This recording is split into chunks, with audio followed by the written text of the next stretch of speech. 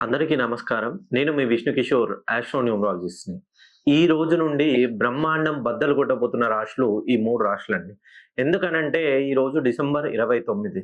నిన్న అనగా డిసెంబర్ 28వ రోజున గురు స్థాన మార్పిడి కర్కాటకంలో ఉన్న గురుడు మిథునంలోకి స్థాన మార్పిడి చేయడం వలన గురు బలం పెరిగి నేను చెప్పేటువంటి ఈ 3 రాశులు పునర్వైభవం పొందబోతున్నారు. ఇప్పటి వరకు మీ జీవితంలో మీరు అనుకుంటున్నారు ఎవరైతే తులా రాశిలో జన్మించారో, ధనస్సు రాశిలో జన్మించారో, కుంభ రాశిలో జన్మించారో, ఈ 3 రాశుల్లో జన్మించిన వాళ్ళు మేము కొన్ని సంవత్సరాల క్రితం బాగా బ్రతికాం. మేము చేసిన ఉద్యోగాలు గాని, వ్యాపారాలు గాని అనతి కాలంలో ఎదిగాయి.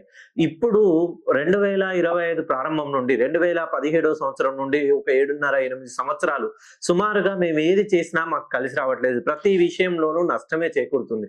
మాకు వివాహం అయిన దగ్గర నుండి మాకు ఏ విషయంలో కలిసి రావట్లేదు. మాకు అమ్మానాన్నల మధ్య తరచుగా గొడవలు అవుతున్నాయి. ఎప్పుడు భార్యాభర్తల మధ్య విభేదాలు, కోర్టు మెట్లు, ఆస్తి తగాదాలు ఇవాళ క్లియర్ అయితాయి అనుకుంటున్నాము. కానీ ప్రతి రోజుకి డిలే అయిపోతున్నాయి.